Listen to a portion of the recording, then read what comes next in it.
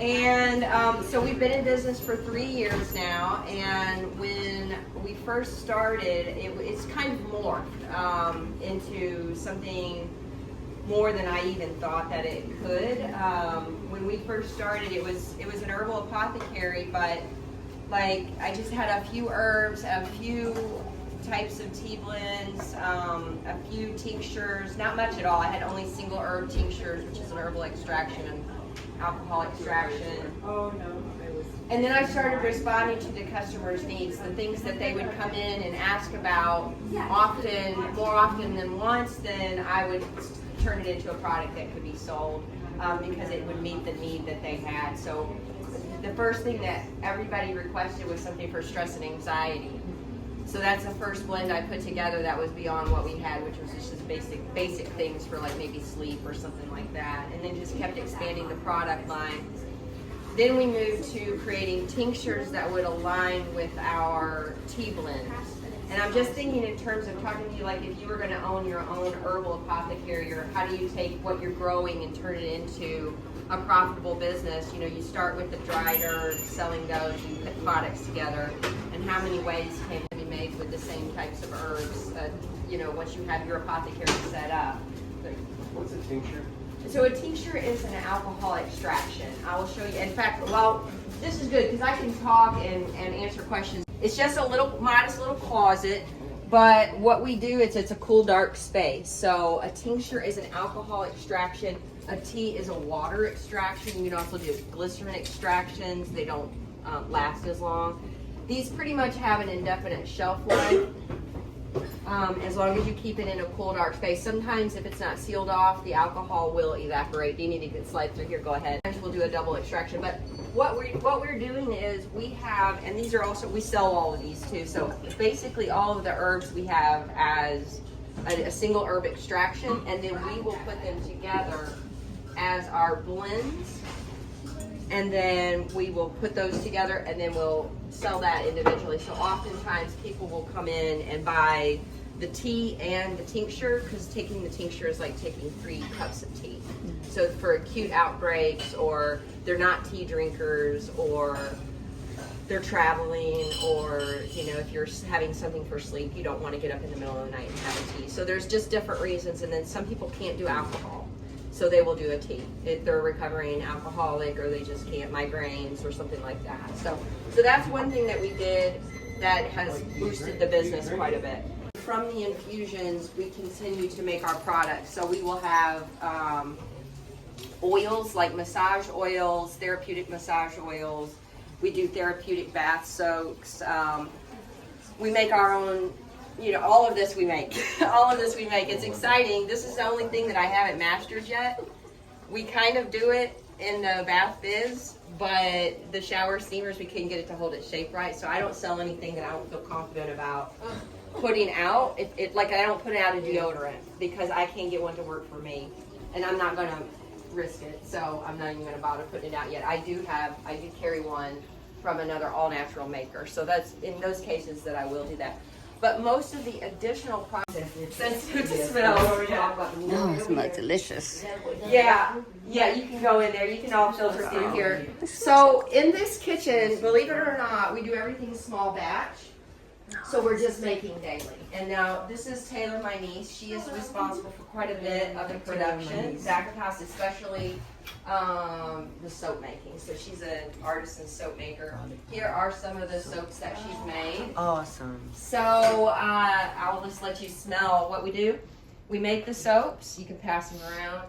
And then we let them sit in their eyeball, 2/3, top it off with vodka, shake it, put it in the closet, and now we have all the different single herbs. And we sell our single herb extraction for $15 each, and we sell our blends for $20 each, which I think is a pretty fair price. And some of the other ones, because we'll do a double extraction, which some of them's got like mucilage or the mucilage in it, like a marshmallow root or like a slippery elm or something like that. You're going to have to do a double extraction. So what that means is like you would do it, pour that off, put fresh dried herb in it, and pour that back on it. Let that sit for another. We usually let ours sit for like 3 months, but that's kind of, you know, that's, some people will say less, some people will say more, you know, it reaches a point of extraction essentially. Now, we do also sell, we have a collection of herbs from A to Z, well, A to Y, yard. And we will have a lot of herbalists who come in and they'll buy, you know, by the ounce, 4 ounces, or by the pound. We also do all of our blends, and we'll sell those by the 2 ounces. Takes, you know, 4 years or 5 years to even grow and get like a ginseng piece. You know, you could start, all of y'all should start growing some ginseng, because that's going to be a pricey herb that you'll be able to sell. Any of the adaptogens, in fact, are really good for resale. Yeah. Do you do one-to-one consultation, like for a client who wants just a medicinal apothecary? You know what? We kind of do, because I'm just mostly, my sister and I are accessible, that we consider ourselves to be the resource. Gotcha. You know, the resource that people would need. So I do that, but I don't charge extra. I don't. You can make an appointment, but like you don't need to. Gotcha. That type of thing. I'm almost always here to and my sister's working on her certification in the same programs that I'm doing, that I finished. Yeah. So Okay, thank you. For certifications in the North Carolina area, like what would you say would be like the top or like the best? Well, the only one I know about really is the Chestnut Scroll of Herbal Medicine, and that was just so suitable for me. And I have talked to some other people that will, some places will take the GI Bill. So I didn't do that with the GI Bill. I'm a veteran myself. I used all my educational benefits, and so I just paid for the program. It was about $3,500, I think. No, it wasn't. They run specials and stuff like that. Sickness. I'm trying to get on the other side of healthcare now. We'll go out to the garden. This is my little guy, Oscar. Oh, he's so cute. He's like a French poodle. So wow, what a nice day to be Yes, oh my outside in the gosh. garden. And what a garden at that. So I'll just kind of talk to you about some of the choices that I made and why the placement I did and stuff like that. Long story short, I was like, well, there was a few things, like this dogwood was here, that camellia, that thing over there, a couple of things, but we basically just flattened this whole yard and took all the grass out and everything like that, and then laid black plastic down, the weed barrier, and then started from there. And then I got all the beds from like Tractor Supply. You can order online some of the stackable ones like that. You can order online. And then we built this trellis ourselves, so you can get a pipe in there. Any arch that you want. Yeah, so we did do it as tall as you want. And I did it with all my tenants. So what I was thinking was, I was like, okay, this just gets so much sun. It has to be sun loving. I need to save some money, so perennials. Obviously, I want it to be pollinator and something for natural dyeing, because I would be teaching.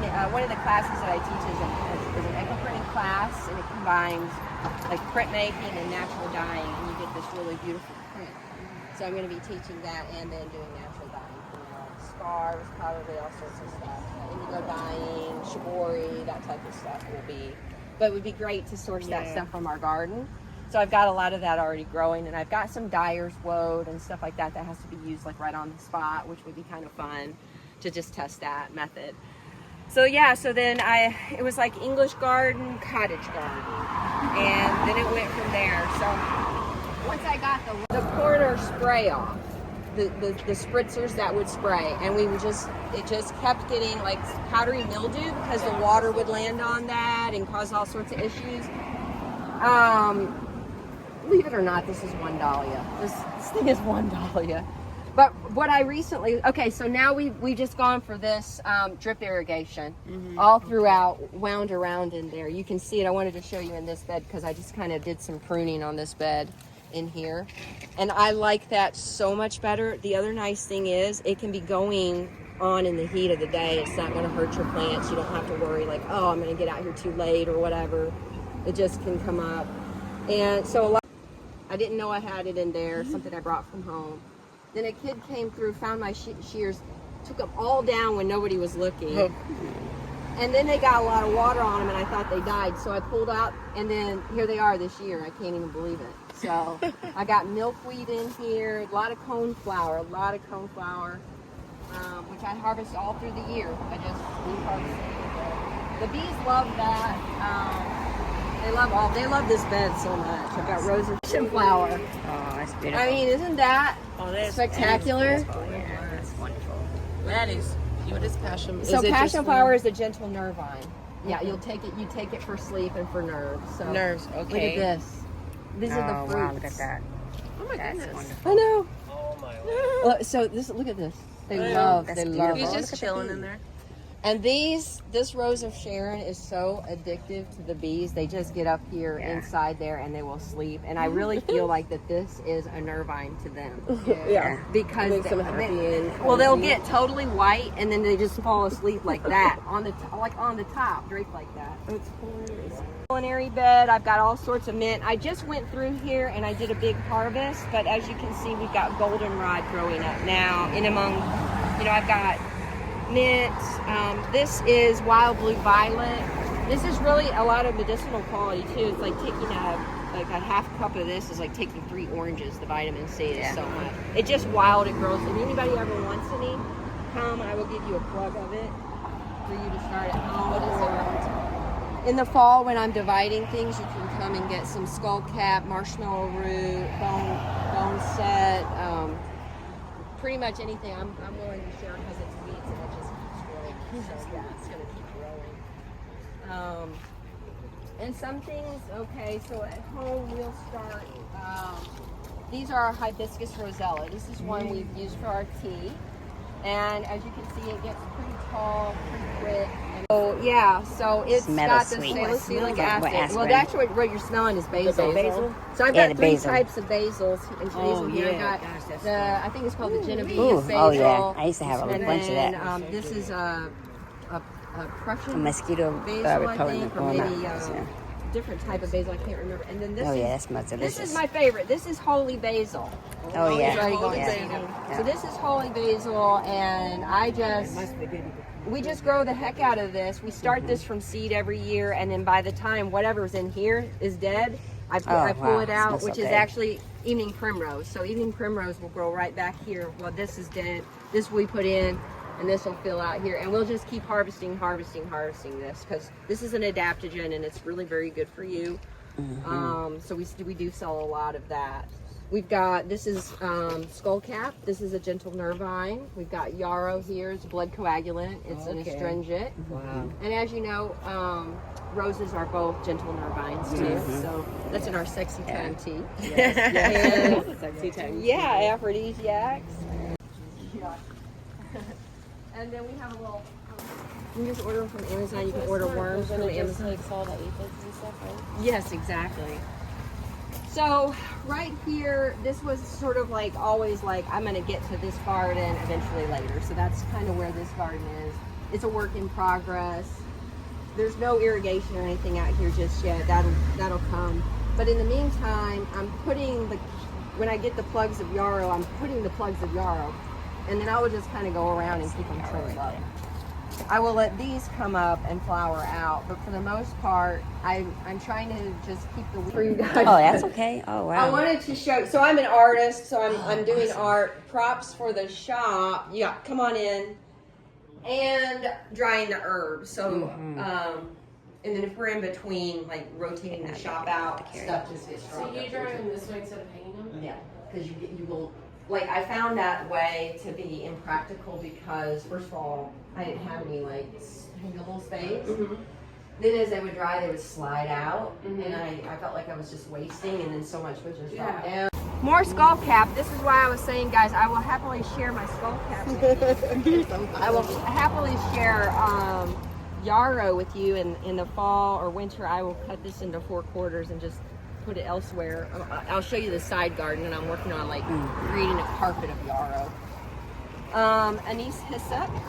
We've got, this is bone set right here. This is really good for cold and flu, breaks of fever. And this is something fun that's just new for this year. It's called Devil's Trumpet. Somebody from from Missouri. They found out I was from Missouri. They came and visited and then came back and brought seeds that they had from Missouri to grow these, and here they are. So it's really cool. Devil's trumpet. Devil's trumpet, and there's an angel's trumpet, and one goes up and one goes down. So the angel goes up. Oh, and the devil down goes down. from heaven. Yeah. Names for everything. I wanted to just point this out. This is one of my favorite roses. You can't. It's getting overtaken by this jasmine, but this is. It's called a Lady Banks rose. It's a thornless rose. You can get it in white or yellow. This is the yellow variety. It's tiny little yellow roses. I love them. The one in the corner there, the really pink one with the tiny little roses. That's called quite a few of them too. And they all have like their own little things. It tells so many different stories. Oh, this one's got a little. Look at that. Somebody brought that little guy to me. That's nice. Yeah, just exactly like that. It's amazing. Very cool. Yeah. So if you find anything dead, you know where to bring it. I will do. Flowers swaying in the wind. Oh, this garden filled with tenderness. I think that we picked up today from the Curate. Butterflies are Curate dancing. Oh, this garden full of tenderness. Butterflies are dancing.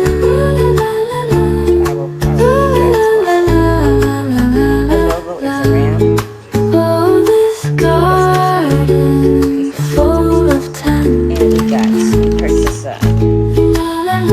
Some golden milk This sweet air, I sing softly. The world is bright. coconut milk and turmeric, cardamom, cinnamon, ginger, black pepper, nutmeg, and vanilla. So we're interested to see how this tastes. And we got some other teas and tinctures. And yeah, we'll let you know how they taste. My relationship with my daughter has grown and healed as much as my own.